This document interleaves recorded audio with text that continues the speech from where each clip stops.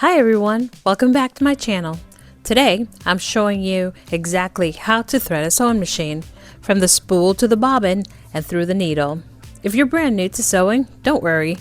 I'll make this super simple. Let's thread your machine step by step.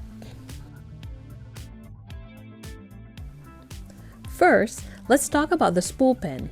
There are two types of spool pins, one that lies on the side and one that stands upright. Don't worry, the differences will not affect the threading. Next, I want to show you that each sewing machine has a guide to follow for threading. Some machines have numbers on them to identify the number of the path.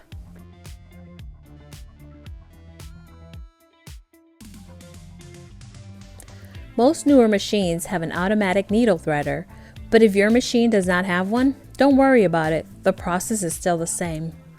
Some machines have a guide printed on them. You can also find the guide to thread the machine in your manual that came with your machine. Next, follow your machine's thread guide. Almost all machines follow the same pattern. Down the right side, around the tension area, back up, through the take-up lever, and then back down. Slide the thread through the thread guide right above the needle. Make sure you don't skip this loop because it can cause problems with your stitches. If you have an automatic needle threader, lead your thread over the guide. Lower the needle threader as you are holding the thread to the right side. Pull the thread through.